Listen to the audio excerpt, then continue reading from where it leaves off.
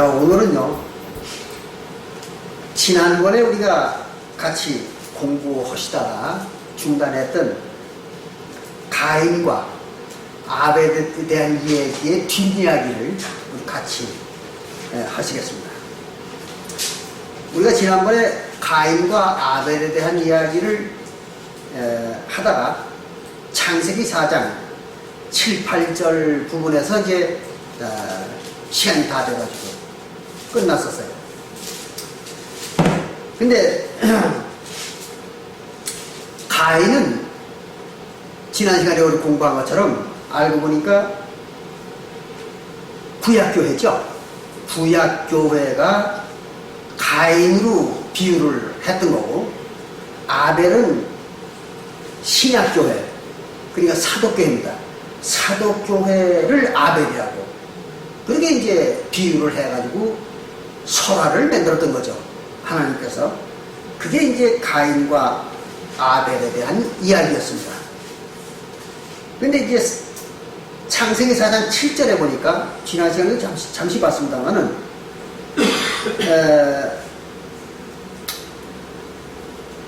하나님이 아벨의 제물은 연락을 하고, 가인이 바친 제물에 대해서는 연락을 하지 않았기 때문에, 그래서 이제 가인이 화가 났던 거죠. 그런데 하나님께서 이제 그 가인이 얼굴색이 변하는 것을 보고 이런 얘기합니다. 네가 창세기 4장 7절에 네가 선을 행한다는 얘기는 하나님의 법을 지키는 거죠. 그래서 하나님의 계명, 법을 지키는 걸 갖다 선이라고, 또 의라고, 그렇게 성경은 얘기하죠. 선이나 의. 그리고 그걸 지키지 않는 걸 죄 또는 악이라고, 그렇게 얘기를 합니다.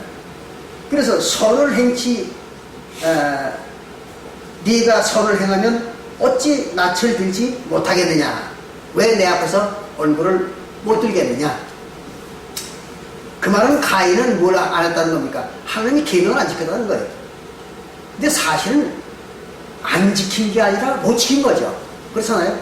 가인은 구약교회니까, 구약교회가 못 지킨 게 뭐예요? 안 지킨 게 모세율법이잖아요. 근데 그들이 모세율법을 안 지킨 게 아니라 못 지킨 거잖아요. 왜? 모세율법은 사람이 그 율법을 다 지킬 수가 없도록 만들어 놓은 거잖아요, 하나님께서. 어디 그런 말이 나와 있는가 하면 갈라디아서 2장 16절에 보면 그런 말이 나와 있죠. 그래서 갈라디아서 2장 16절에 볼 것 같으면, 사람이 의롭게 되는 것은, 의롭게 된다는 얘기는 율법을 다 지킨 거예요. 율법을 다 지키는 거라서 의롭게 된다 그러잖아요. 조금 전에도 말한 것처럼 의, 선, 그건 뭐예요? 율법을 다 지키는 걸 의라고 하고 선이라고 그러는 거죠.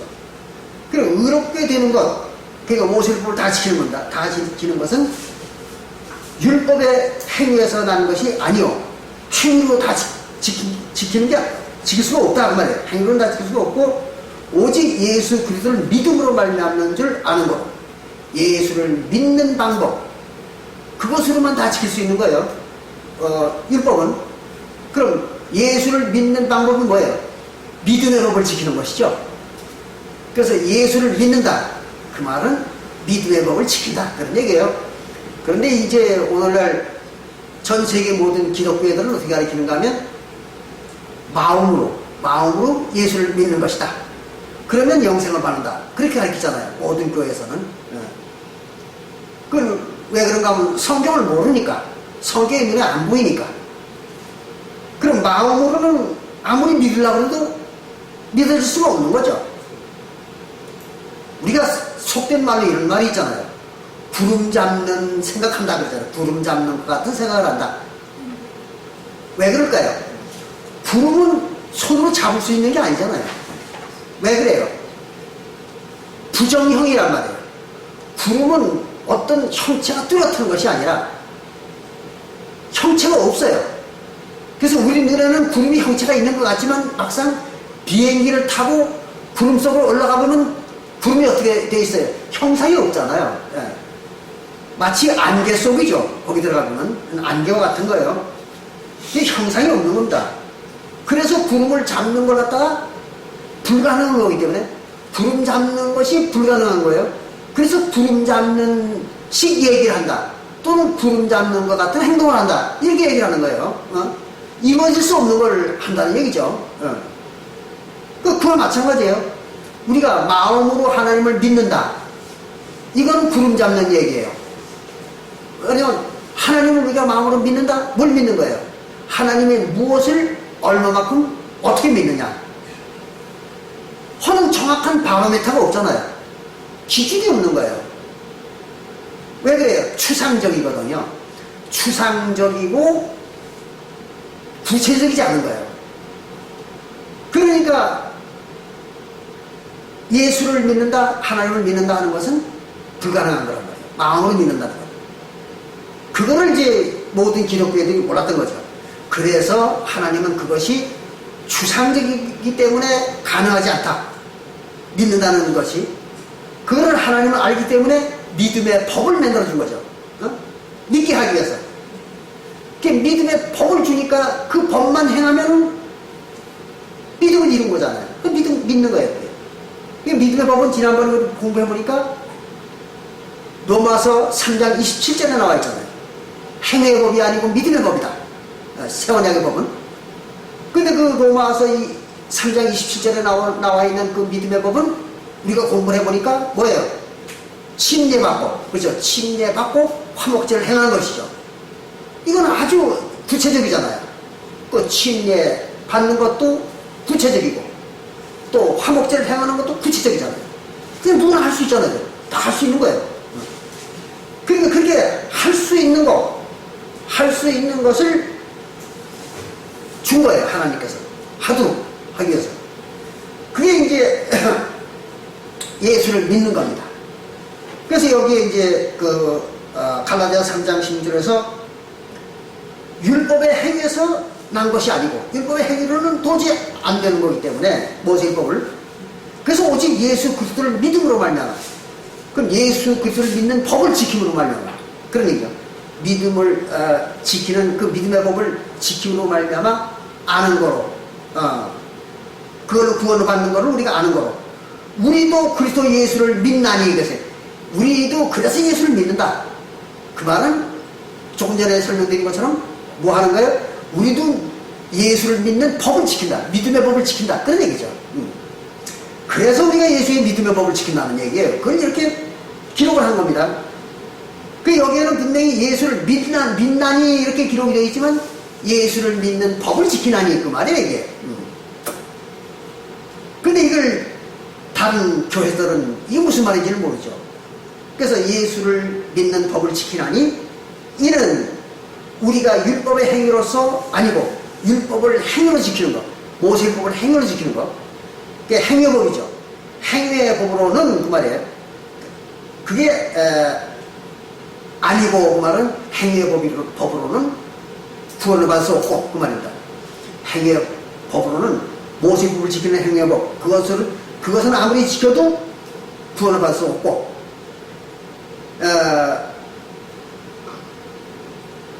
이는 그리스도를 믿음으로만 즉 그리스도를 믿는 믿음의 법을 지키는 그것만으로서만 의롭다함을 얻으려 함이라 그랬어요. 그러니까 예수를 믿음으로 의롭다함을 얻으려 함이라 그 말은 예수를 믿는 법을 지킴으로 의롭다함을 얻으려 함이라 그 말이에요. 그러니까 믿음의 법을 지키는 거예요. 그리고는 곧이 뭐라냐면 율법의 행위로서는 의롭다함을 얻을 육체가 없느니라. 그냥 모세율법을 갖다가 육신으로 지키는 그 법, 그러니까 행위법이죠. 행위법. 이거는 아무리 지키려고 해봐야 그걸 다 지킬 수 없다. 누가? 인간은 할 수 없다는 거죠. 그러니까 하나님께서 모세율법을 주었을 때는 그걸 지키라고 준 게 아니라 지키지 못해라고 준 거잖아요. 그러니까 그렇게 지키지 못하는 걸 주어놓고 하나님이 왜 그걸 네가 못 지켰느냐? 이것도 책망을 하는 거예요. 그 창세기 4장 7절에 선을 행치 아니하면 죄가 어찌하여 낯을 들지 못하느냐? 선을 행치 아니하면 죄가 문에 엎드린다. 그 선을 행한다 그 말은 뭐예요? 하나님의 계명을 다 지킨다는 얘기죠. 선, 의, 그 말은 하나님의 법을, 계명을 다 지키는 거, 그런 얘기예요. 그걸 행치 아니하면, 모세 하나님의 율법을 다 지키지 아니하면 그 말이에요. 죄가 문 앞에 엎드린다 그 말은 죄가 찾아온다. 근데 구약 시대에 그 하나님의 계명인 모세율법, 이거는 아무리 지키려고 해도 못 지키는 거야, 인간이. 그러니까 그걸 지키려고 하면 지키려고 할수록 자꾸 죄는 더 증가가 되는 거죠. 그래서 뭘 해야 돼요? 예수 믿는 믿음의 법을 지켜야 되는 거죠. 그걸 예수의 믿음이에요. 예수를 믿는 거, 이렇게 얘기합니다. 그래서 예수를 믿는 믿음의 법을 지켜야만 다 지킬 수가 있는 거예요. 그럼 그걸 다 지키면 뭐가 없어져요? 죄가 없어지는 거죠. 그건 지난번에 설명을 했습니다. 그런데 그 뒤에 이제 재미난 말 하고 있죠. 죄의 소원은 죄를 소망하는 것, 죄를 원하는 것. 죄를 원하는 것은 네게 있으나 가인이 죄를 원했다는 거죠. 그 말은 무슨 말이에요? 죄를 원했다는 얘기는, 죄는 뭐예요? 불법이잖아요. 율법을 못 지키는 게 죄잖아요. 그 율법을 못 지키려고 하는 걸 지가 원했다는 거예요. 이상하잖아요. 율법을 못 지키는 걸 갖다가 이스라엘 민족들이 원했다는 거예요. 이게 무슨 말이냐면, 이스라엘 민족이 모세율법을 인간이 못 지킨다는 걸 갖다 몰랐던 거예요. 몰랐으니까 그거를 원했던 거죠. 알았으면 그걸 원하지 않았겠죠, 이스라엘 민족들이. 자기들이 율법을 다 지킬 수 없다는 걸 몰랐던 거예요. 그러니까 그걸 우리가 지키겠습니다. 다 준행하겠습니다. 이렇게 이제 율법을 지키겠다고 원했던 거죠. 그렇게 해가지고 뭐가 생긴 거예요? 죄가 생긴 거죠, 그들에게. 그러나 너는 죄를 다스릴지니라. 다스린다는 게 뭐냐면, 죄를 용서도 해주고 또 그걸 가지고 운영을 하네. 죄를 다스리는 그 지배하는, 죄를 지배하는 그 운영을 그들이 한다 이거죠. 그럼 죄를 지배하는 자들이 어떤 자들입니까? 죄 지은 자에게 벌을 주고, 그렇죠? 죄 지은 자를 벌을 주고 또 죄 지은 자를 갖다 용서해 주기도 하고 하는 게 다스리는 거죠. 그럼 이스라엘 나라가 그 율법을 지키는 사람들, 율법을 지켜가지고 죄를 지은 자들의 죄를 속죄제를 해가지고, 그렇죠? 제사장들이 속죄제를 해가지고 그들의 죄를 용서를 해줍니다. 거기 어디 나와 있는가 하면 히브리서 10장 17절에 나와 있습니다. 히브리서 10장 17절에 볼 것 같으면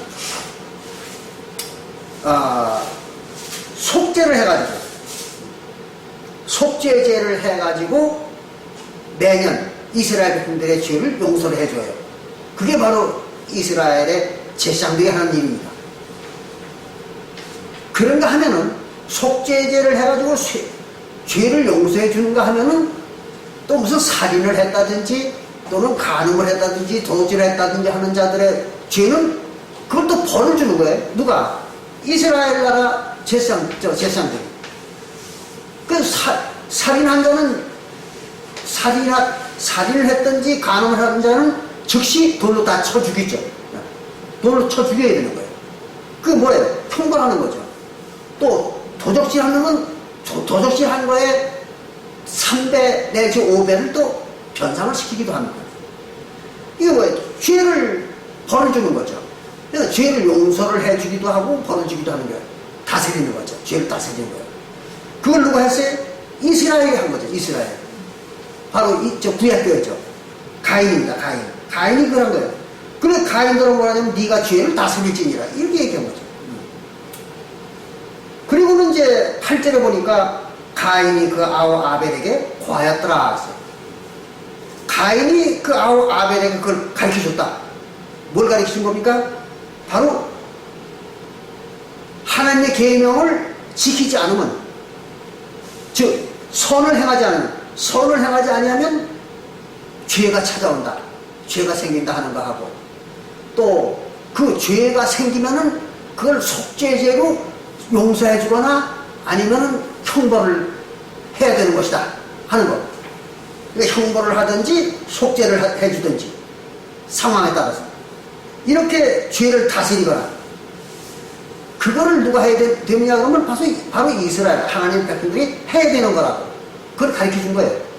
누가? 가인이 아벨에게 가르쳐 준 거예요. 즉 구약교회가 신약교회에게 가르쳐 준 겁니다.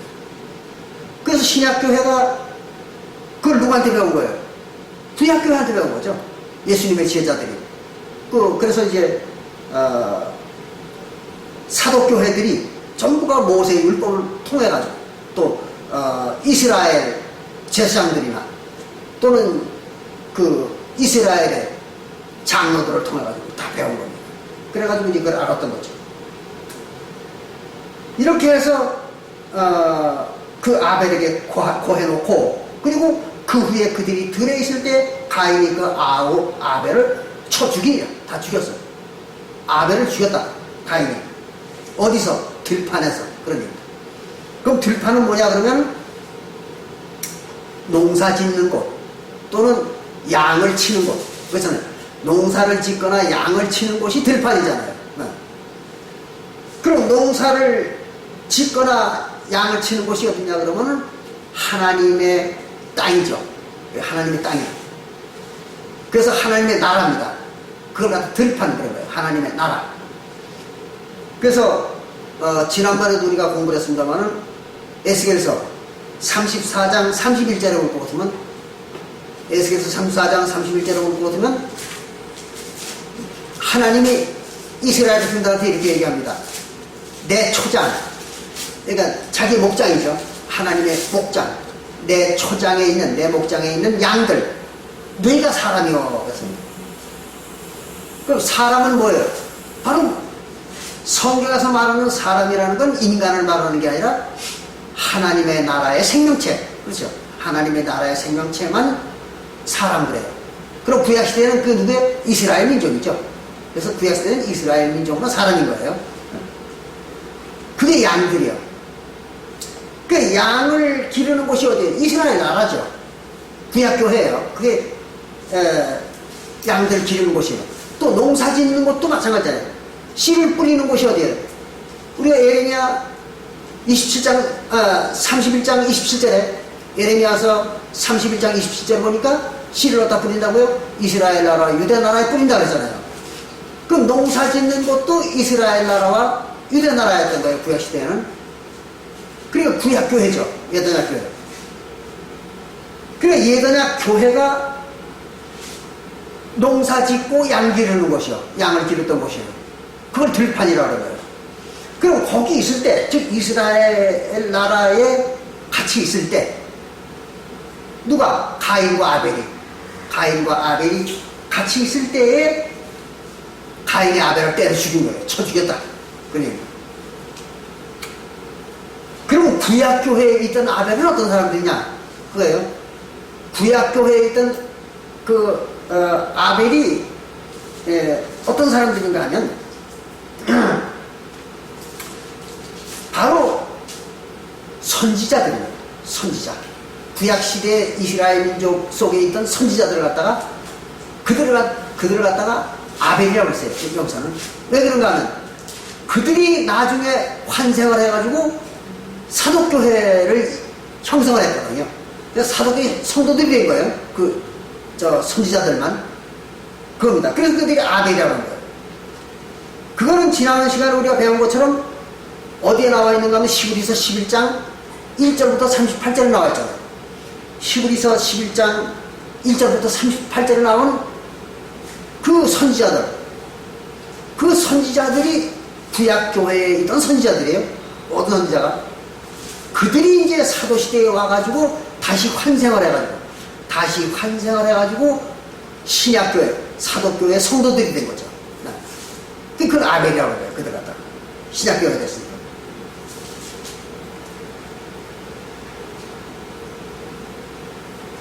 그럼 그들이 구약교회 시대에 그 선자들이 구약교회에 의해서 다 죽었다는 거, 아주 비참하게 죽었다는 걸 요한계시록 16장 6절에 보면은 기록하고 있습니다. 요한계시록 16장 6절에 보고 보면은 거기 이런 말이 나와요. 요한계시록 16장 6절에 보면 저희가, 그래서 저희가 누구냐면 심판받는 자들이에요. 심판받는 자들이에요. 그 심판받는 자들이 누구예요? 가인이잖아요. 구약교회. 심판받는 자들. 그래서 가인, 구약교회입니다. 저희가 성도들과 하나님의 백성들이, 하나님의 선지자들이죠. 성도들과 선지자들의 피를 흘렸으므로, 하나님을 제대로 믿는 자들과 선지자들의 피를 흘렸다는 건 죽였다는 거예요. 그들을 죽였다. 그런 얘기입니다. 흘렸으므로 저희로 피를 마시게 하신 것이 합당하니이다. 피를 마시게 했다. 그 말은 피 속에서 죽게 했다. 그 말이에요. 피를 흘리고 죽게 했다. 그런 얘기입니다. 그래서 피를 마시게 했다. 그 말은 피를 흘리면서 죽게 했다. 그런 얘기입니다. 누가? 하나님이. 그래서 그들을 갖다 징벌을 내렸던 거예요. 구약교회를. 그래서 피를 마시게 하신 것이 합당하니이다 하더라.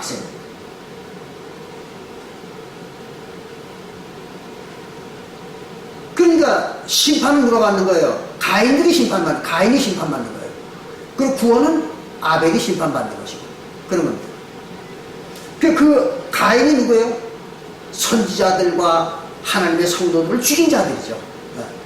그들이 이제 그 피값을 받는 거예요. 나중에 와가지고. 그래서 피를 흘렸다. 이렇게 얘기합니다.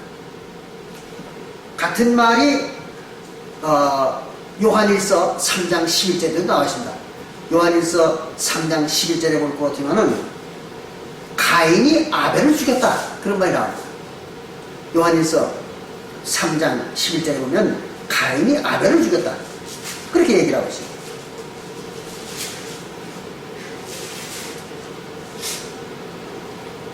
그런데 여기서 이제 한 가지 조금 더 알고 넘어가면 좋은 일이 시브리서 12장 24절에 나옵니다. 시브리서 12장 24절에 볼 것 같으면은 조금 재미난 얘기가 나옵니다. 시브리서 12장 24절에 보면은 이런 말이 나와요. 요것은 시브리서 12장 24절은 새언약 교회에 대한 얘기입니다. 그러니까 하늘의 예루살렘이라고 하는 그 22절부터 보면은 하늘의 예루살렘이라고 하는 그 신약교회에 대한 얘기를 할 때 이 얘기를 한 거예요. 그 신약교회에는 뭐가 있다고 그랬는가 하면 하늘 예루살렘에는 새 언약의 중보이신, 새 언약의 중보다 그 말은 새 언약의 중개인 그 말이에요. 새 언약을 중개한 사람, 그 중보자, 중개를 한 사람이 누구냐면 예수예요. 그러니까 새 언약의 중개자인 예수와 그럼 예수가 어디 있다는 얘기가 새 언약 교회에 있다는 거죠. 예수님이 새 언약 교회에 있다. 그런 얘기입니다. 그럼 지금 여기는 누가 있는 거예요? 안상홍님이 계신 겁니다. 네. 그래서 새 언약 교회 사도교회는 예수가 있는데 뭘로 있는 거예요? 영으로 있는 거죠. 네, 그렇습니다. 예수와 및 아벨의 피보다 더 낫게 말하는 뿌린 피니라 하세요.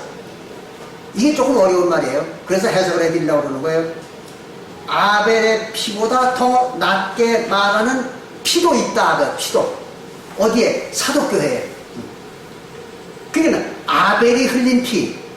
그거는 우리가 조금 전에 보니까 누구에 대한 얘기냐 그러면은 요한계시록 16장 6절에 보니까 구약교회 때에 죽은 그 성도들과 선지자들의 피잖아요. 아벨의 피는. 근데 그 아벨의 피보다도 더 낫게, 더 좋게 말하는 피, 뿌린 피, 그게 사도교회에 있다는 거예요. 그건 누구의 피냐 그러면 아벨의 피보다 더 낫게 말하는 피는 예수님의 피입니다. 그러면 예수님의 피를 갖다가 왜 아벨의 피보다 더 낫게 말하는 피라고 얘기했느냐? 그러면은 우리가 히브리서 3장 5절을 보면 그게 무슨 말인지 알 수 있어요. 이게 조금 어려운 거예요. 히브리서 3장 5절에 보면은 여기 이렇게 말했습니다. 히브리서 3장 5절에 보면 또한 모세는 장래에 말할 것, 그 말은 장래에 가르칠 것, 그 말이죠. 장래에 말할 것, 그 말은 장래에 가르칠 것. 그럼 장래에 가르칠 게 뭐예요? 새 언약이죠, 새 언약. 새 언약의 진리를 말하는 거예요. 그러니까 새 언약의 진리를 그 말이에요. 장래에 말할 것, 그 말은 장래에 가르칠 것, 새 언약의 진리를 증거하기 위하여, 새 언약의 진리를 증거하기 위하여 하나님의 온 집에서 사환으로 충성하였고. 그럼 모세가 한 일은 뭐냐 그러면 모세가 한 일은 모세율법을 준 거잖아요. 그럼 모세율법을 준 그것이 뭘 증거하는 거냐 하면 새 언약을 증거한다. 새 언약을 증거하는 것이다. 그 지난번에 우리 그걸 공부를 했죠. 새 언약의 율법인 그리스도 율법은 두 가지밖에 없잖아요. 첫째는 침례받는 거, 그 다음에는 화목제 하는 거, 그렇잖아요. 근데 이 침례받는 것과 화목제를 행하면 모세율법을 다 지키게 된다고 그러잖아요. 그죠? 그 두 가지만 하면 모세율법을 다 지키게 되는 거예요. 그러니까 그 두 가지가 새 언약 때에 지켜야 될 그리스도 율법, 그거를 증거하는 게 뭐예요? 모세율법이죠. 그 모세율법이 그걸 증거해 주는 거예요. 만약에 모세율법이 없었다면은 침례받고 화목제를 행하는 것이 하나님의 모든 계명을 다 지킨 것이다. 이걸 증명할 수가 없잖아요. 그걸 잘 깨달아야 된다. 그 모세율법이 있었기 때문에 침례받고 화목제를 행하면은 그것이 하나님의 계명을 다 지킨 것이 된다 하는 걸 알 수 있잖아요. 뭐 때문에? 모세율법 때문에 아는 거예요. 모세율법이 있기 때문에. 근데 만약에 모세율법이 없다면 그걸 증거할 수가 없어요. 그래서 바로 여기 이제 히브리서 3장 5절에 써있기를 장래에 말할 것, 즉 새 언약의 진리죠. 그것을 갖다 증거하기 위하여 모세가 일을 했다. 즉 모세가 율법을 줬다 이거야. 이스라엘 백성들에게. 그렇게 기록한 거예요. 상당히 어렵죠. 이걸 이해하기는 아주 어렵습니다. 그러나 우리는 이해가 되죠. 이렇게 해가지고 모세의 율법은 뭘 증거하는 거예요? 새 언약을 증거하는 거죠. 새 언약의 율법을 그걸 증거하는 거예요. 그러니까 다시 히브리서 12장 24절로 넘어가서 조금 전에 보았던 히브리서 12장 24절로 넘어가면 이제 여기에 이해가 됩니다. 그걸 알고 나면은 히브리서 아까 그 3장 5절의 뜻을 정확하게 알면은 비로소 이제 히브리서 12장 24절의 뜻을 이해가 되는 거예요. 그걸 보면은. 여기 이랬잖아요. 새 언약의 중보이신 예수와 및 아벨의 피보다 더 낫게 말하는 피니라 그랬어요. 그럼 예수가 흘린 피는 구약시대의 선자들이 흘린 피보다도 더 낫게 증명을 해준다 이거예요. 뭐를? 진리를, 하나님의 진리를 더 증거해 주는 거다. 그게. 그래서 말하는 그 말은 가리키는 그 말이죠. 그래서 더 낫게 말하는 그 말은 더 낫게 말하는, 가리키는, 더 낫게 가리키는 또는 더 낫게 입증하는, 증거하는 그 말이에요. 그런 피다 이거예요. 누가? 예수가 흘린 피가. 이게 무슨 말이냐 그러면 구약시대의 모든 선자들이 죽을 때 흘린 피는 그냥 억울하게 죽는다. 하나님 우리가 억울하게 죽습니다. 모세율법을 지키자고 했더니 저놈들이 우리 죽였습니다. 그리고 우리가 참 억울하게 죽었습니다 하는 것만 증거하는 거잖아요. 그걸. 그렇잖아요. 근데 예수의 피는 뭘 증거하는 거예요? 억울하게 죽었다는 걸 증거하는 게 아니고, 그거는 뭐예요? 예수의 피는 바로 그것이 새 언약의 피다. 그래서 새 언약을 맺는 증거를 하는 거예요. 새 언약의 증거예요. 이거는 예수의 피는. 네. 그러면서 그것이 뭐를 증거하는 거예요? 화목제를 증거하는 거예요. 화목제.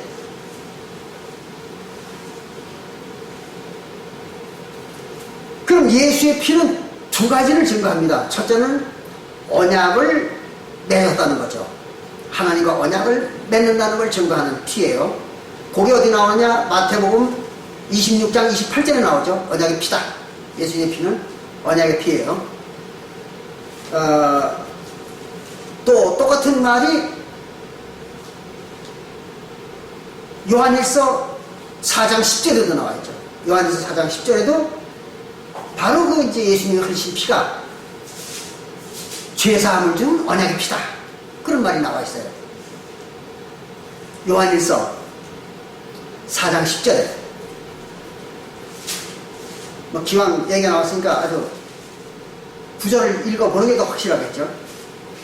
요한일서 4장 10절에 보면은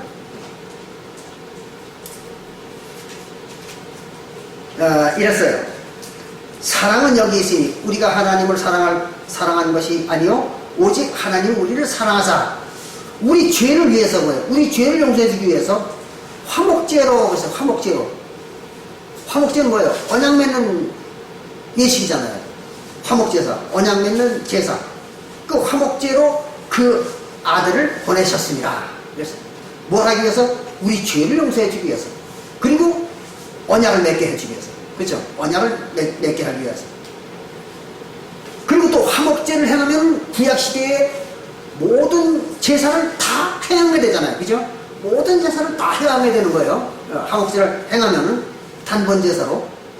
그것이 이제 시그리서 10장 5절부터 17절에 나오죠.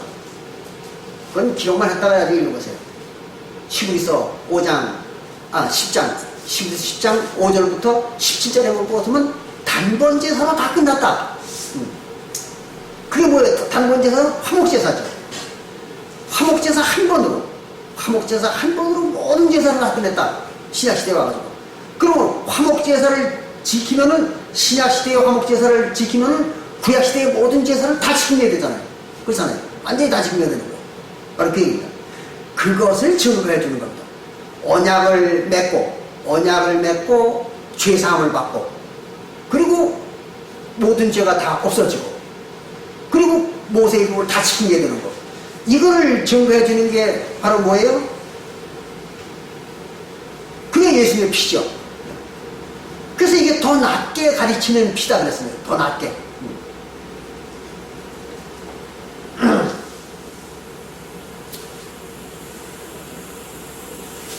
자, 이제 그러면 그건 이제 대충 이해가 됐으리라고 보고, 다시 이제 창세기 4장 10절로 넘어가 봅니다. 가인과 뒤로 다 있기 위해서 창세기 4장 10절에 볼 것 같으면은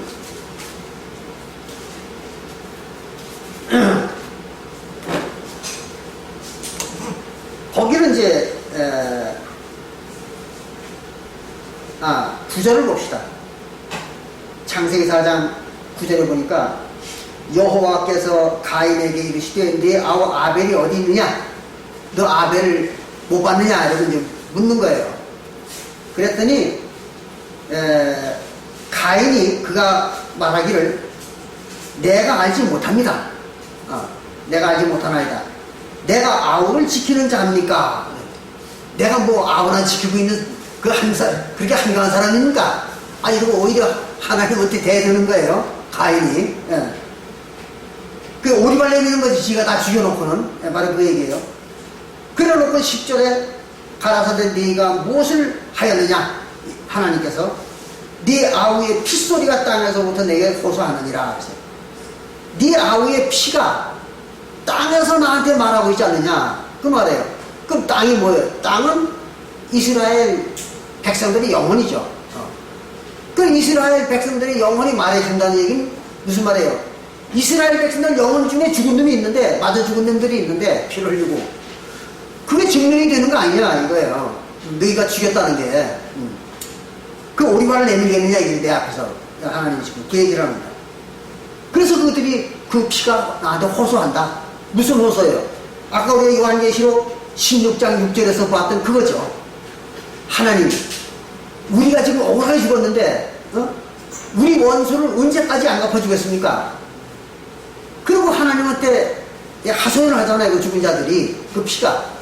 그걸 갖다가 뭐라 하지? 신원하여 주지 않겠나이까. 그래. 신원이라는 건 뭐예요? 그걸 원수를 갚아주는 거다. 신원. 예. 원하는 원자죠. 그래서 우리의 그 원수를 갚아주십시오. 이러고 이제 죽은 선지자들의 피가 하나님께 호소한다. 이거예요. 그리고 이제 11절에 보니까 땅이 그 입을 벌려 네 손에서부터 네 아우의 피를 받았은즉 네가 땅에서 저주를 받으리니. 네가 이 땅에서 네 아우를 죽여서 피를 흘렸으니까 네가 저주를 받아야 된다. 가인들아. 그 왜 그런가 하면요, 모세율법에는 반드시 사람을 죽인 자는 죽여라, 쳐 죽여라 그랬잖아요. 그 사람을 죽인 자는 쳐 죽여야 되는 겁니다. 모세율법에는. 그게 저주죠. 형벌이고. 근데 여기서 꼭 우리가 알아야 됩니다. 뭘 알아야 되는가 하면 히브리서 9장 6절을 보면요, 아주 새로운 사실을 여러분들 알게 될 거예요. 아니, 히브리서가 아니라 창세기 9장 6절입니다. 창세기 9장 6절에 보면요, 여기 이런 말이 기록되어 있어요. 창세기 9장 6절에 보면은 무릇 사람의 피를 흘리며 계세요. 사람의 피를 흘리면. 그런데 사람은 누구예요? 이스라엘 백성들을 사람이라고 하잖아요. 근데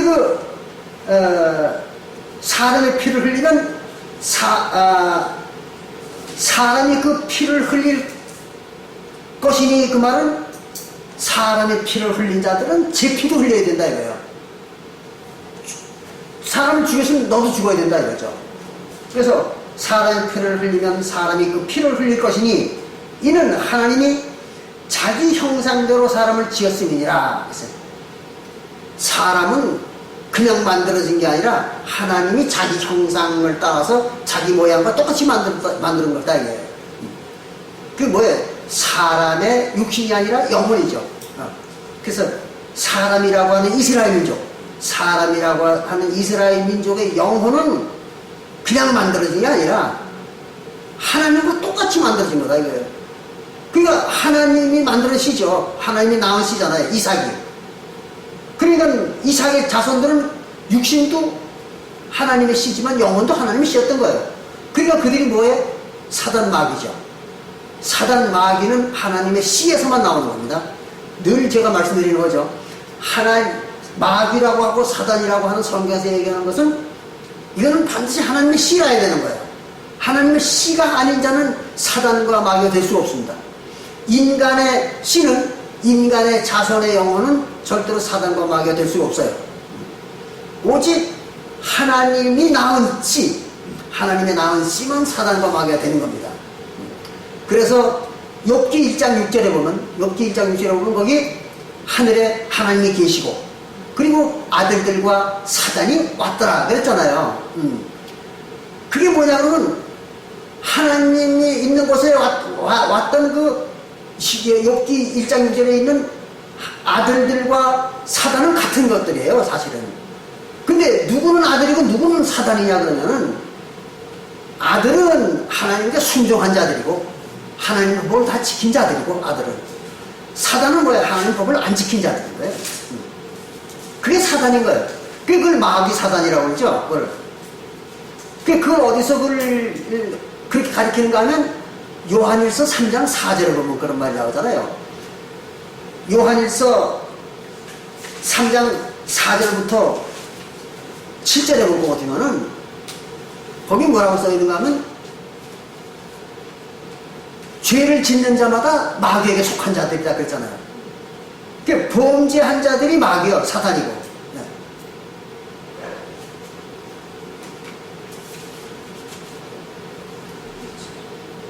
그래서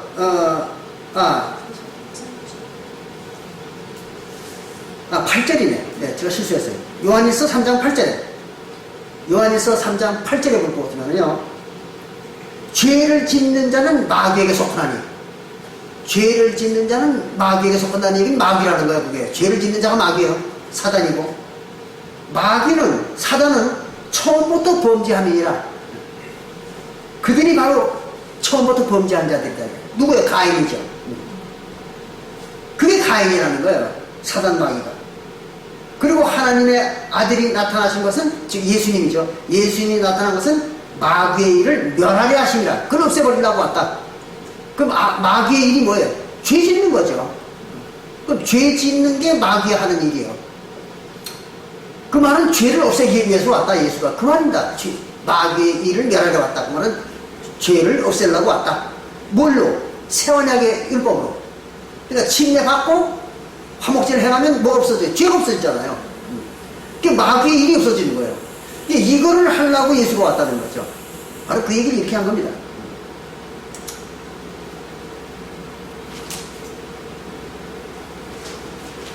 그러니까 다시 창세기 9장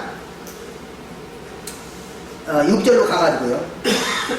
창세기 9장 6절로 가가지고 무릇 사람의 피를 흘리면 사람이 그 피를 흘릴 것이니 이는 하나님이 자기 형상대로 사람을 지었기 때문에 그렇다. 그래서 반드시 사람이 죽인 자는 자기도 피를 흘려야 된다. 근데 그 앞에 5절을 보면 아주 그 의미가 더 선명하게 나타납니다. 창세기 9장 5절에 보면요. 여기 이랬어요. 내가 반드시 너희 피, 곧 너희 생명의 피를 찾으리니 짐승이면 그 짐승에게서 이랬습니다. 짐승이 피를 흘리면 짐승에게서 그 짐승에게서 피를 찾는다고 말은 짐승을 죽인 놈은 그 짐승을 죽인다 이거예요. 짐승이 사람을 죽였으면 그 짐승을 죽이는 거예요. 예. 그런데 그 뒤에 사람이나 사람의 형제면 그래서 사람이나 사람의 형제면 그에게서 그의 생명을 찾으리라 했습니다. 이게 중요한 얘기입니다. 사람이나 사람의 형제면 똑같은 사람이잖아요. 사람의 형제니까. 이 말은 그냥 사람은 그 말이에요. 사람이 사람을 죽였을 때 그 사람에게서 피를 찾는다 그 말이죠. 대신 피를 흘리게 하겠다 그 말이에요. 그러면 이럴 경우는 어떻게 되겠습니까? 짐승이 사람을 죽였을 경우에, 이건 사람이 사람을 죽였을 경우에요. 그때는 그 사람에게서 피를 찾는 거예요. 근데 짐승이 사람을 죽였을 때는 어떻게 하느냐? 그러면은 그 짐승의 주인에게서 피를 찾는 것입니다. 짐승은 지각이 없잖아요. 그러니까 짐승이 사람을 죽였어. 그러면 소를 길렀는데 그 소가 사람을 받아 죽여버렸단 말이에요. 그럼 짐승은 지각이 없으니까 죽일 수 있는 거 아니야, 사람 같아.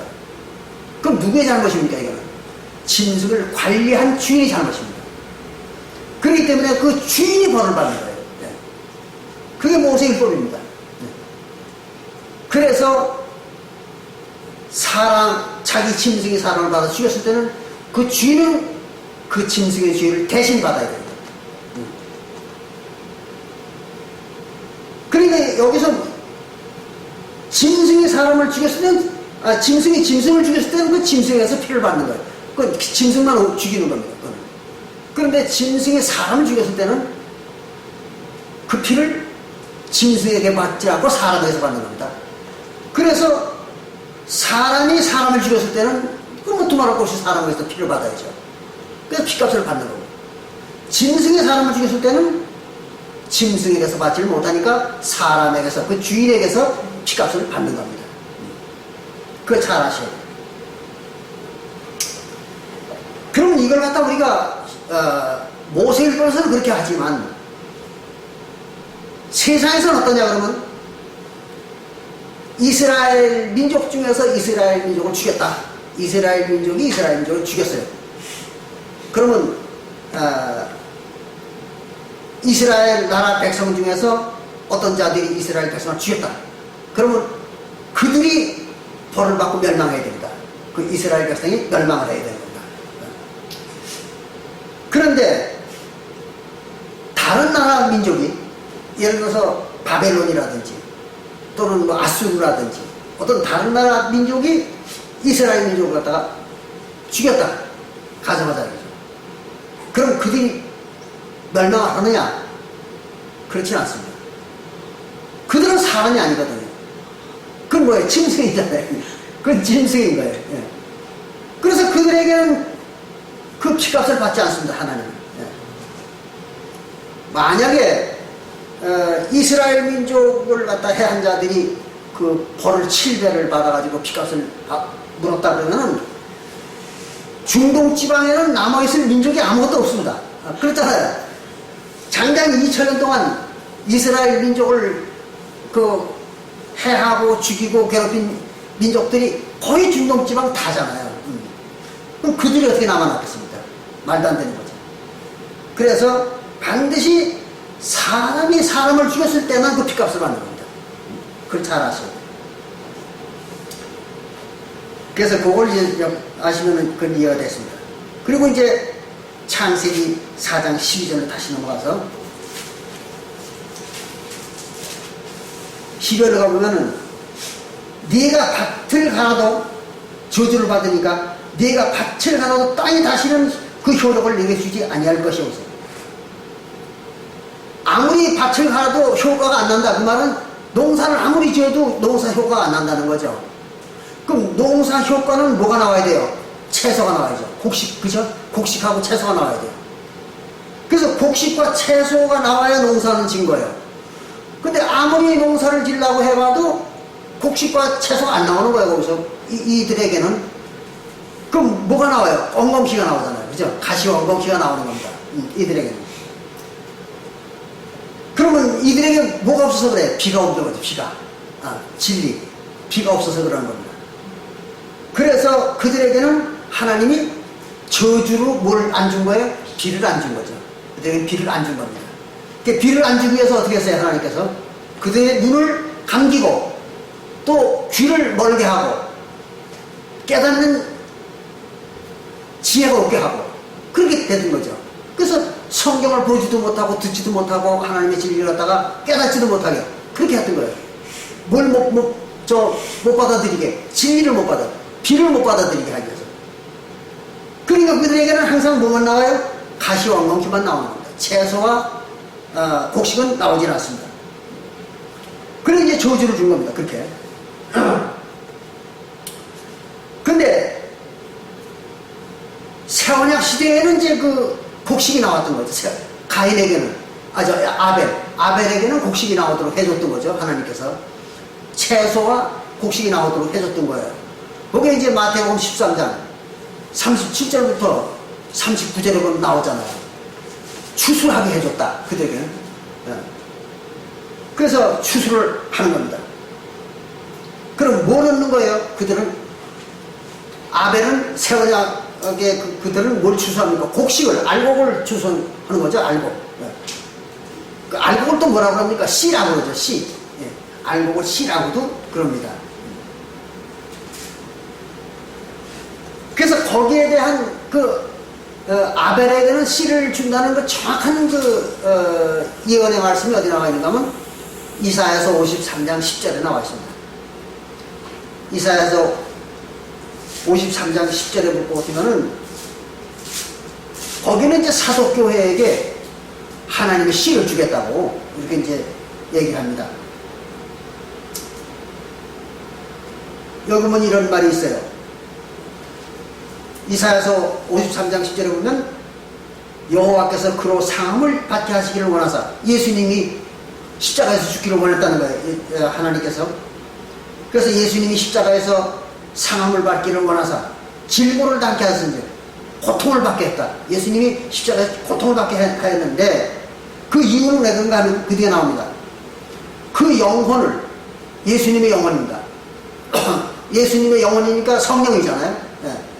그래서 성령을 속건제물로 드리면, 속건제물로 드리면 그 말은 무슨 말이냐면 속죄제를 드리면 그 말입니다.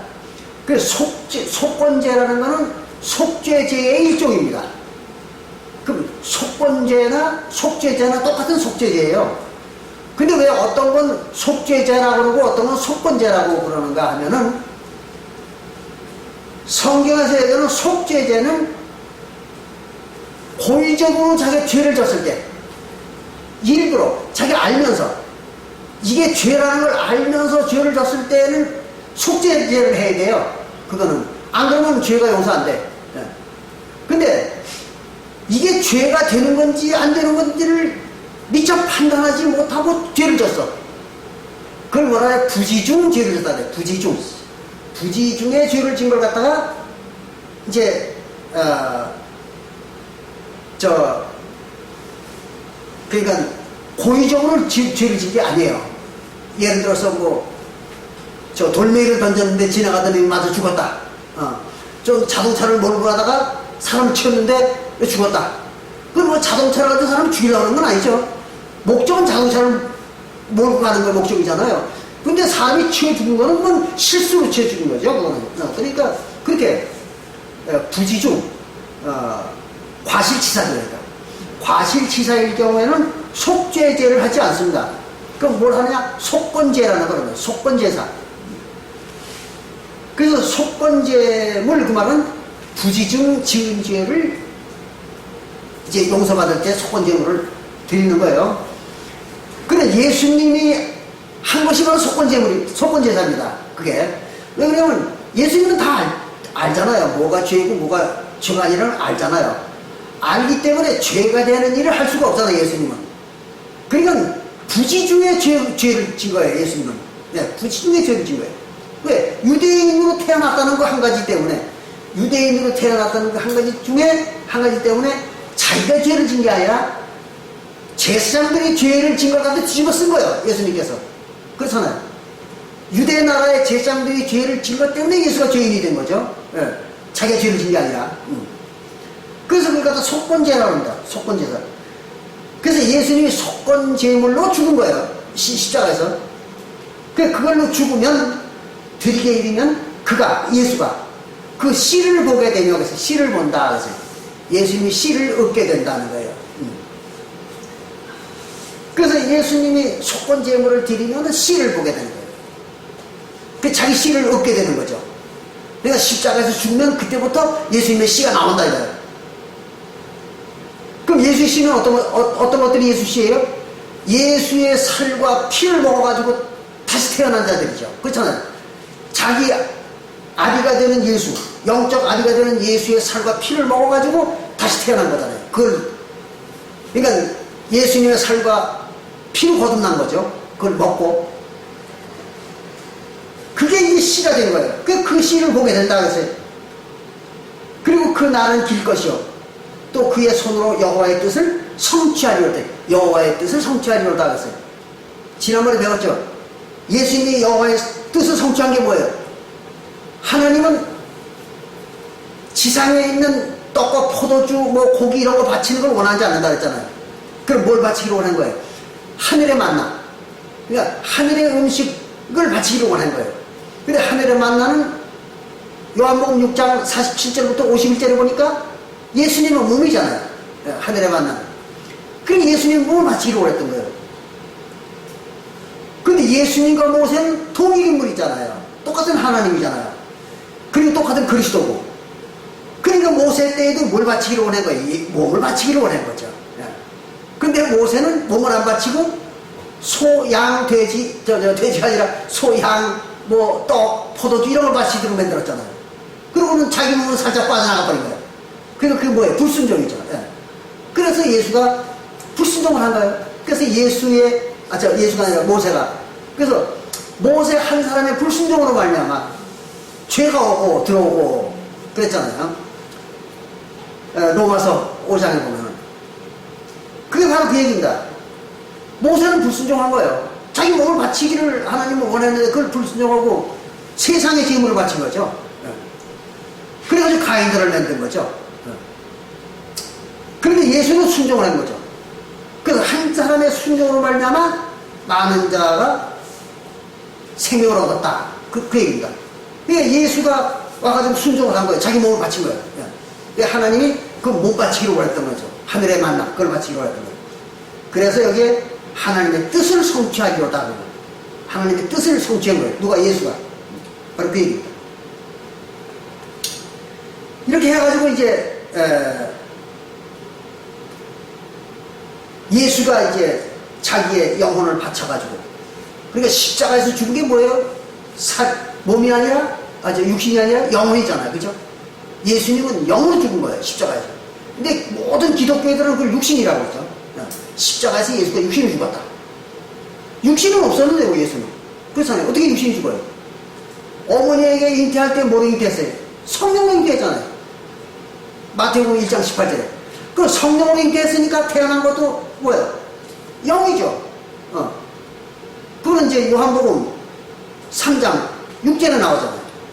성령으로 잉태한 것은 영이다 그랬잖아요. 육신이 아닌 거예요. 그러니까 예수는 성령으로 잉태했으니까 영이죠, 영. 그런 거지 그 육신이 아니란 말이에요. 그러니까 십자가에 달려 죽은 것도 뭐예요? 육신이 죽은 게 아니라 영이 죽은 거죠, 그게. 그게 그렇게 나와 있잖아요. 성령을 바친다. 그래서 예수님의 성령, 그거를 제물로 바친 거죠. 속건 제물로. 그래서 이제 속건 제물로 바치면 그제부터 씨를 얻게 된다. 근데 여기서 이제 얘기를 하다 보니까 한 가지를 짚고 넘어가야 될 일이 생기네요. 뭔가 하면 여기에서 성령을 바쳤다 그랬잖아요. 그런데 요한복음 3장 6절에는 성령으로 잉태하면 영이 된다, 영이 나온다 그랬잖아요. 그럼 성령과 영은 어떻게 다르냐? 그런 걸 또 따지는 사람이 있을 거예요. 똑같은 겁니다. 영이나 성령이나 똑같은 거예요. 그러니까 왜 어떤 때는 예수님의 영을 영이라고 그러고 어떤 때 성령이라고 그러냐 그러면 원래는 그냥 예수의 영, 그냥 예수의 영이라고 하면 내가 영혼이라고, 예수의 영혼인 거예요. 근데 그걸 이제 좀 높여서 부르려고 이제 홀리 스피릿 그런 거예요. 홀리 스피릿. 그 성령. 네. 그러니까 성스러운 영이다 이거죠. 예수님의 영혼이니까 그 성스러운 영혼이라고 해서 성령 이렇게 붙인 거지, 성령이라는 게 있는 게 아니에요. 그냥 영이요. 예수님의 영이란 말이에요. 그러니까 이 성령이나 예수의 영이나 똑같은 거예요. 그 예수님이 성령으로 잉태했으니까 나온 것도 뭐 성령이 나온 거죠. 그 성령으로 잉태하면 성령이 나오는 거예요. 강아지가 새끼를 낳으면 강아지가 나오는 거죠. 똑같은 거예요. 그래서 그걸 혼동을 하면 안 됩니다. 어떤 사람들은 성령과 영을 그걸 다르다고 생각하는 사람들이 있는데 그걸 실수하는 겁니다. 그럼 이렇게 해가지고 이제 예수님께서 자기 영혼을 바쳐가지고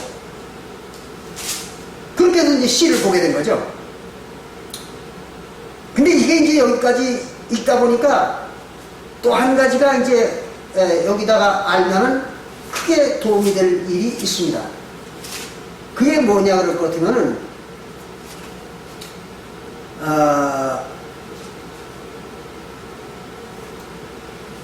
창세기 3장 19절에 창세기 3장 19절에 보면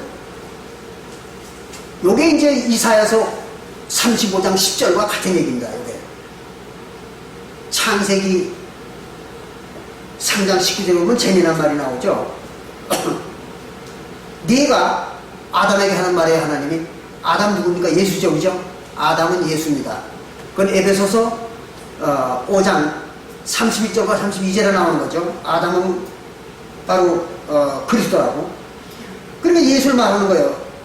그런데 그 예수에 대해서 뭐라 하냐면 아담에 대해서 하나님 말하기를 네가 아담의 얼굴에 땀이 흘러야 얼굴에 땀이 흘러야 식물을 먹고 그것이 네가 얼굴에 땀이 흘러야 식물을 먹는다. 이거. 식물이 뭐예요? 채소죠, 그죠? 채소, 식물.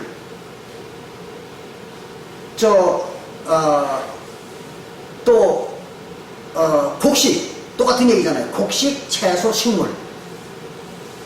여기 한글로 말하면 한글 성경에서는 식물이란 말이 구분이 안 돼요.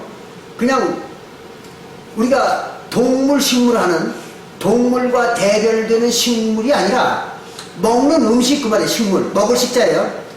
먹는 음식 그 말이에요. 여기서 마태복음 3장 19절에서 얘기하는 식물은 이 동물 식물하는 식물이 아니라 생물학적 식물이 아니라 먹는 음식 그 말입니다. 먹을 식자예요. 그래서 먹는 음식.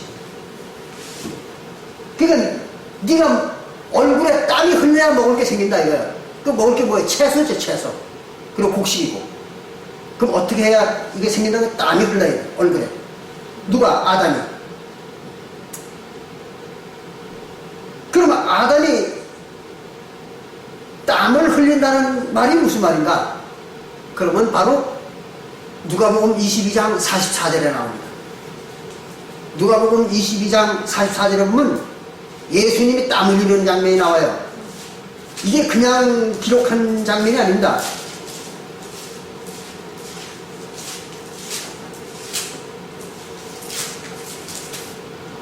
누가복음 22장 44절에 보면 예수님이 십자가에 달리기 전에 땀을 흘렸다고 나옵니다. 여기 이렇게 기록을 했습니다.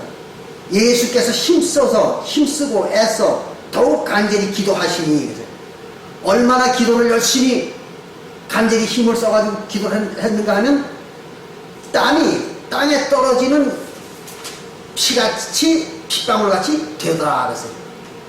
예수님 얼굴에서 땀이 흐르는데 그 땀이 마치 핏방울이 흐르는 것 같더라.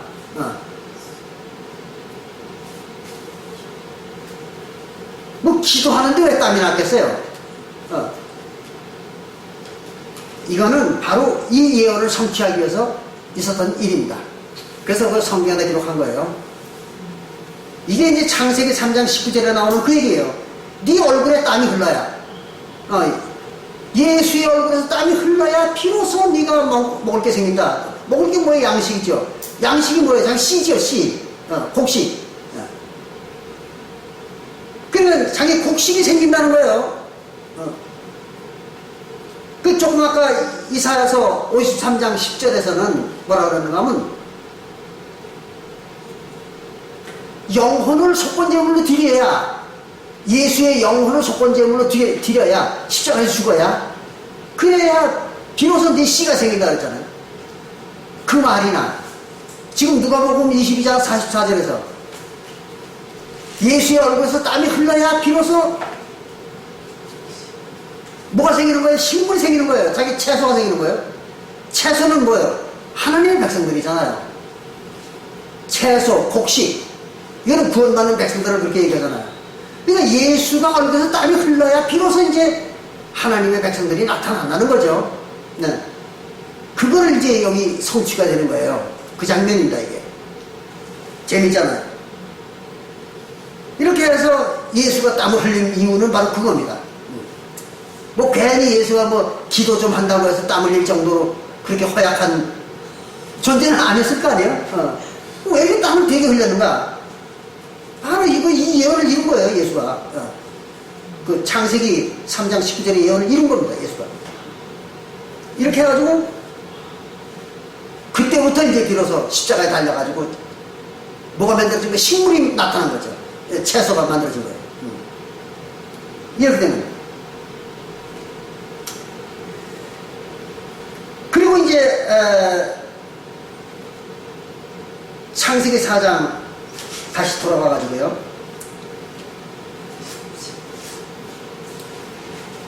그리고 이제 뭐라 하냐면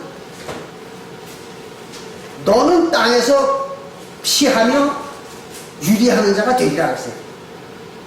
그럼 땅은 뭐 이스라엘 백성들의 영혼이죠. 그 땅에서 피한다. 그 말은 도망간다는 얘기죠. 땅에서 도망가는 거예요. 그럼 어디서 도망가는 거냐면 땅이니까 이스라엘이잖아요. 그럼 이스라엘은 하나님의 나라입니다. 하나님의 나라에서 도망간단 말이에요. 이놈들이. 예? 도망가는 거예요. 어떻게 도망갔을까요? 바로 우리가 열왕기상 12장 1절부터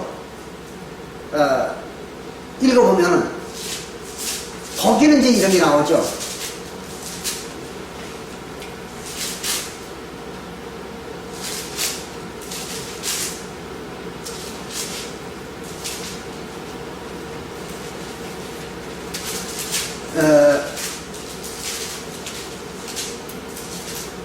열왕기상 12장 1절부터 33절이죠.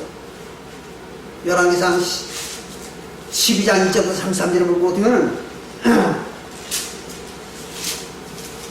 이스라엘이 남북으로 갈라질 때 그때 이제 유다 지파만 빼고 나머지 모든 지파들이 다 북방 이스라엘을 만들었잖아요.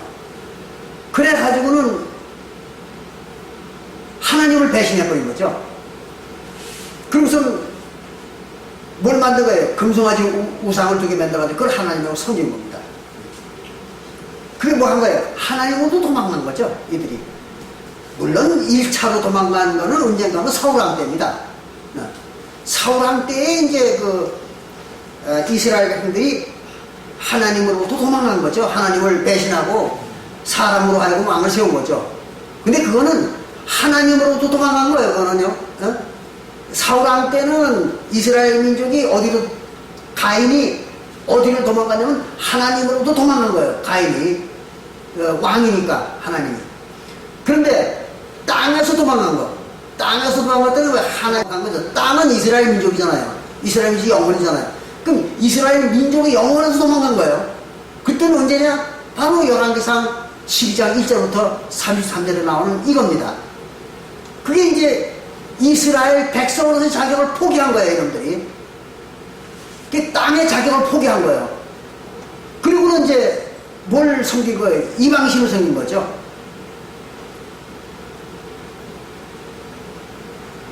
그래가지고 땅으로부터 도망간 거예요, 이놈들이. 땅에서 피해버린 거예요. 그래가지고 어떤 자들이 됐는가 하면 유리하는 자들이 됐다. 유리한다는 건 정착을 못했다는 거죠. 헤매게 된 거죠. 그럼 어떻게 해서 사방을 헤매는 그런 유리하는 자가 됐는가 하면 아수르의 사네립이라고 하는 그 왕이 이스라엘 나라를 갖다 완전히 멸망을 시켰죠. 그래가지고 지난번에 우리 배웠죠. 이스라엘이 390년 만에 멸망했다는 공부를 했죠. 그래서 그 이스라엘이라는 그 명칭 자체가 뭐예요? 하나님의 백성들 그런 얘기잖아요. 이스라엘이라는 그 말은 이긴 자, 하나님의 백성 그 말이거든요. 그리고 구약시대의 이스라엘은 누구예요? 바로 야곱의 12아들들이 만드는 그 백성들이잖아요. 구약교회. 그 이스라엘이 구약교회 시대의 이스라엘은 그 야곱의 12아들들이 만드는 구약교회잖아요. 그게 이스라엘이에요. 구약교회가 이스라엘이에요. 신약시대의 이스라엘은 그게 아니죠. 그들과는 관계없어요. 바로 사독교회에서 구원받은 자들, 사독교회에서 구원받은 14만 4천이 이스라엘이에요. 신약시대에 와가지고. 그래서 그거를 어디에 기록했는가 하면 요한계시록 7장 4절부터 8절에 나와 있죠. 그래서 요한계시록 7장 4절부터 8절을 보고 보면 거기는 이스라엘의 12지파가 1만 2천 해가지고 14만 4천이라 이렇게 나와 있잖아요. 그러니까 구약시대의 이스라엘은 수천만 명이에요. 그 숫자가. 근데 신약시대의 이스라엘은 14만 4천이란 말이에요. 그게 이제 그것도 12지파예요. 14만 4천도. 그래서 그 요한계시록 7장 4절부터 8절을 보면 신약시대의 이스라엘이 나오는 겁니다. 그런데 그 구약 시대나 신약 시대나 이스라엘이라는 건 하나님의 나라를 말하는 거예요. 근데 그 하나님의 나라의 그 땅에서 도망가가지고 거기서 유리방황한 거예요. 그 가인이. 그게 언제냐 그러면 바로 그 북방 아수르가 이스라엘 나라, 북방 이스라엘을 갖다 멸망시켰던 거죠. 그래가지고 그 이스라엘 나라의 모든 백성들을 갖다가 아수르가 어떻게 했는가 하면 그 당시에 전부 포로로 잡아갔어요. 잡아다가 어떻게 했느냐? 사방에 나갔다가 그 이스라엘 나라가 아닌 다른 땅에다가 북방 땅에다 갖다 전부 정착을 시켜버린 거예요. 네. 그러니까 이스라엘 나라는 살지 못하도록, 거기서 살지 못하도록 그걸 다 잡아다가 다른 나라에다가 이민을 시켰던 거예요. 그러니까 이스라엘 나라를 살지 못하고 다른 데 나가가지고 유리방황하는 그런 민족을 만들어버렸던 거예요. 그럼 전쟁에 이겼으면 그들을 죽이든지 아니면 자기 나라 백성을 삼든지 뭘 하는 게 원래 원칙이잖아요. 근데 그걸 잡아다가 다 유리방황하는 놈들을 만들었단 말이에요. 그건 왜 그래? 하나님이 그렇게 시킨 거죠. 그렇게 만들도록 만든 거예요. 그래서 예언을 이루기 위해서. 이제 이렇게 해가지고 그 유리방황하는 민족들이 그들이 다 됐다. 그런 얘기입니다. 그리고 이제 그 뒤에 창세기 4장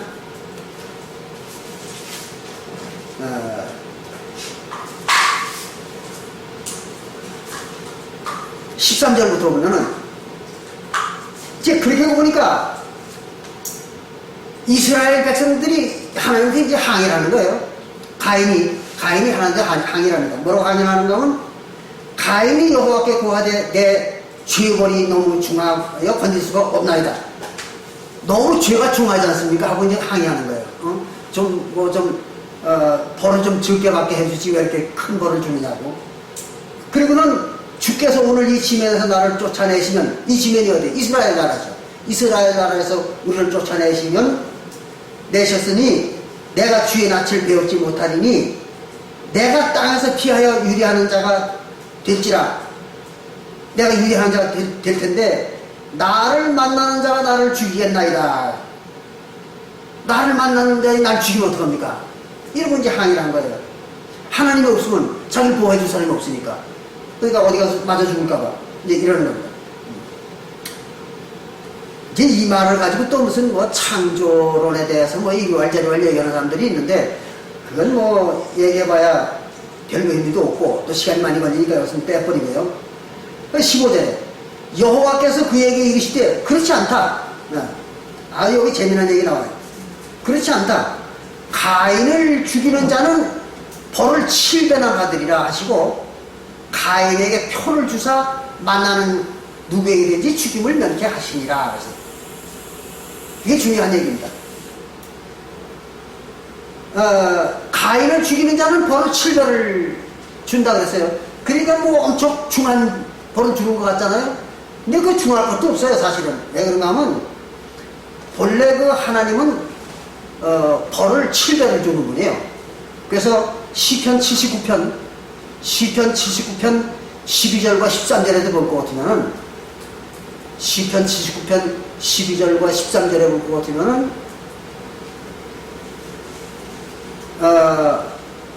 거기도 이렇게 기록하고 있어요. 우리 이웃이 하나님을 회방하거든 7배나 갚으시옵소서. 그 우리가 장차 하나님을 회방하거든 거기에 대한 벌을 7배를 달라 이거예요. 하나님한테. 그 자기들이 자신에서 그렇게 원한 거예요. 예. 그러니까 하나님이 그 벌을 7배나 주는 것은 뭐 대단한 게 아니에요. 근데 중요한 것은 그 뒤에 나오는 겁니다. 뭔가 하면 가인에게 뭘 줬다는 표를 줬다 그랬어요. 표를 줘가지고 누구에게든지 죽임을 면하게 했다 이거예요. 그러니까 누구든지 너희 못 죽인다 이거예요. 뭐만 가지고 표만 가지고 다니는. 그 마패를 준 거예요. 마패를.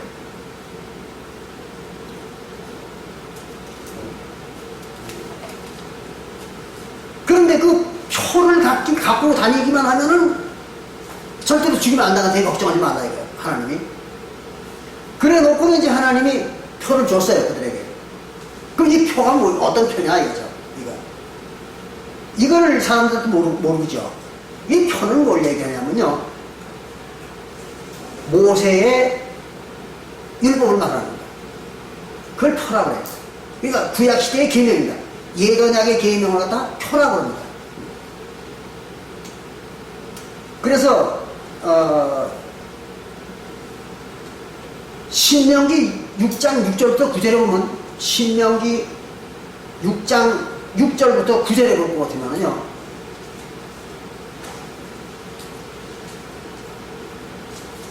거기에 이제 그 표가 설명되어 있습니다. 신명기 6장 6절부터 9절에 보면 그 표가 모세율법이라는 게 나와요. 거기에. 이렇게 기록을 했어요. 오늘날 내가 네게 명하는 이 말씀을, 네가 누구야? 이스라엘 민족입니다. 하나님이 이스라엘 민족한테 하는 말이에요.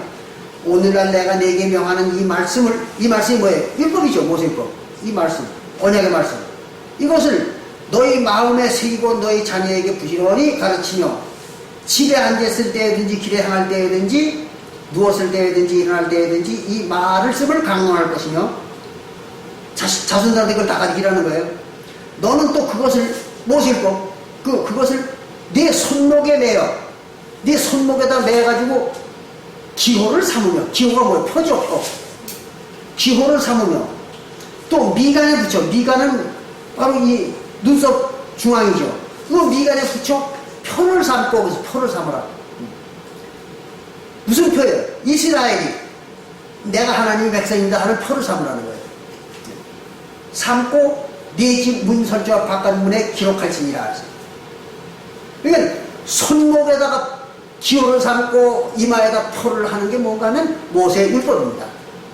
그래서 여러분들이 아마 사진에서나 영화에서 봤을 거예요. 유대인들의 제사장들이 뭐 요만한 까만 주머니 같은 걸 갖다가 이마에다 이렇게 붙들어 매고 다니는 걸 봤을 거예요. 여기다 이렇게 차가지고 이렇게 붙들어 매는 게 있어요. 제사장들이 그걸 붙들어 매고 다닙니다. 그게 뭐냐면 그 속에 뭐가 있냐면 모세 10계명을 기록했어요. 모세 10계명을 기록해가지고 거기다가 이제 가죽에다가 기록해가지고 그 안에 집어넣어가지고 이걸 이렇게 붙들어 맸습니다. 여기다가. 그 이제 그게 이제 바로 여기 나오는 이 얘기입니다. 미간에 이마에다가 표를 붙이라는 거예요. 또 손목에도 붙이라는 거예요. 손목에도. 그래서 손목에도 붙이고 또 미간에도 붙이고 그래서 표를 삼으라는 거예요. 뭘로다가 바로 계명을 따라. 그래서 구약시대 모세 계명을 갖다가 거기다 붙이라는 거예요. 그게 표다 그런 얘기입니다. 그런데 그거에 반대되는 하나님이 지금 표를 줬어요. 이스라엘 민족에게. 그건 하나님의 표입니다. 하나님의 표를 준 겁니다. 근데 하나님의 표가 아니고 짐승의 표라는 게 성경에 나오죠. 그 반대되는. 예. 그게 이제 요한계시록 14장 9절부터 10절에 나옵니다. 요한계시록 14장 9절에 보면 짐승의 표가 나와요. 짐승과 우상의 표를 이마와 손에 받으면 그랬어요. 요것도 똑같이 이마와 표에 받는 거예요. 미간이나 이마나 똑같은 겁니다. 그래서 미간이나 손목이나 손 똑같은 거예요. 이마와 손에 받으면 고난을 받으리라 하세요. 고난을 받으리라. 어디? 요한계시록 14장 9절부터 10절입니다. 그 요한계시록 14장 9절부터 10절을 보면 짐승의 표도 어디다 받는가 하면 바로 이마와 손목에 받는 거예요. 똑같은 거예요. 받는 거는.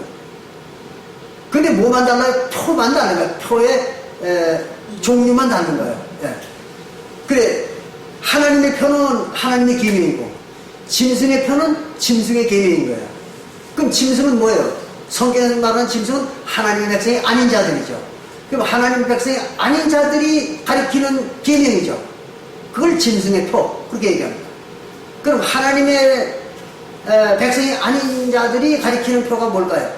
그것도 율법이에요. 똑같은 이마에 붙이는 건 아까 그랬죠. 계명이라고. 율법, 계명.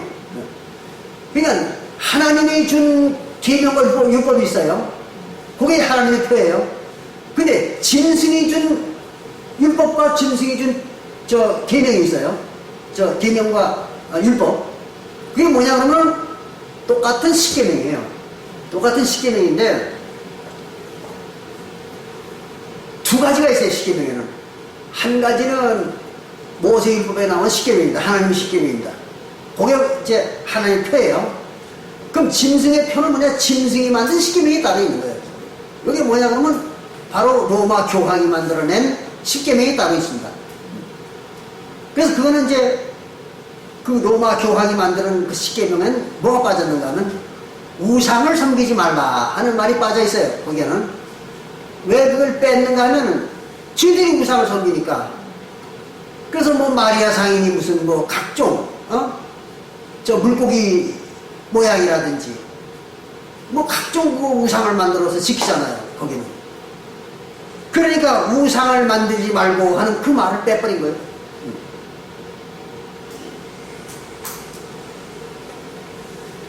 그러니까 이 짐승의 표를 받았다. 그 말은 무슨 말이야? 짐승의 계명을 지킨다. 그런 얘기입니다. 그 짐승의 계명에는 두 가지가 빠져 있는 거죠. 하나는 우상을 섬기지 말라. 이 말이 빠져 있고, 또 하나는 안식일을 그렇게 지키라. 이 말이 빠져 있는 거예요. 이 두 가지가 빠져 있습니다. 거기에는. 그럼 왜 그래? 그들은 안식일 안 지키니까. 일요일을 지키니까. 그래서 그 두 가지가 빠져 있습니다. 그러니까 오늘날 전 세계 모든 기독교회라는 교회들이 뭘 가지고 있는 거예요? 뭘 받은 거예요? 짐승의 표를 받은 거죠. 그러니까 짐승의 표를 받았으니까 십자가도 우상이잖아요. 그러니까 십자가, 마리아상 뭐 이런 거 세워놓고 그러면 죽어도 안식일은 안 지키는 거예요. 그리고 일요일만 지키는 거죠. 그래서 바로 안식교라고 하는 예수 재림 제7일 안식일 교회라고 하는 그 교회가 자기네만 정통이라고 주장하는 게 그거예요. 바로 우리는 짐승의 표 안 받았다.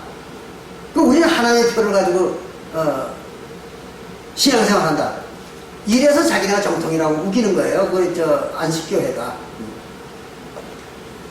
그건 우리 앞에서는 번데기 앞에 주름 잡는 거죠. 그거는. 그럼 뭐 안식일을 지금 지켜야 되겠어요? 안 되는 거죠. 그리스도인법이 뭔지 모르는 거예요. 그 사람들은. 안식교는 그리스도인법이 뭔지 뭐 모세율법이 어떤 건지 몰라요. 겨우 안다는 건 이제 안식일밖에 모르는 거예요. 그래가지고 뭐 6월절을 언제 지키는지도 모르고 또 초신절이 언제인지도 모르고 다 몰라요. 어떻게 지키는 것도 모르고. 이렇게 해서 보니까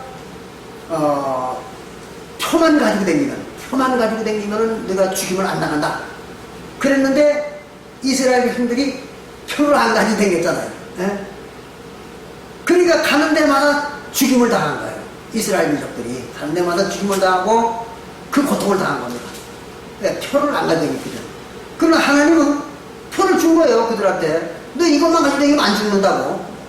그 약속을 지킨 거예요. 하나님은. 그런데 누가 약속 안 지킨 거예요? 이스라엘 민족이 안 지킨 거죠. 그래 자기들이 당한 거니까 그 하나님 원망할 수가 없잖아요. 그래 원망할 자격이 없는 거예요. 그래가지고 이제 하나님과의 인연이 완전히 끊어진 겁니다.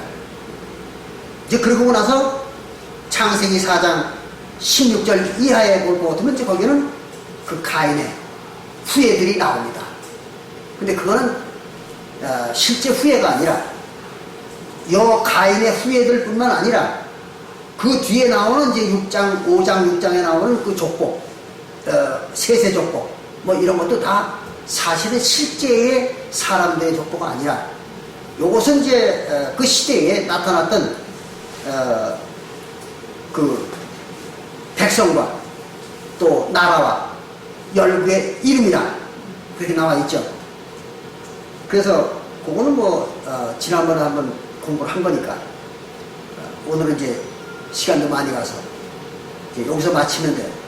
이렇게 되면 이제 가인과 아벨에 대한 얘기는 이제 다 끝났습니다.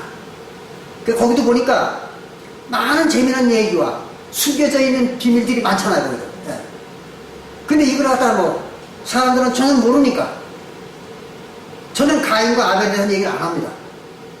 그래서 지난 시간과 이번 시간 2시간에 걸쳐가지고 가인과 아벨에 대한 얘기를 같이 공부해 봤습니다. 감사합니다.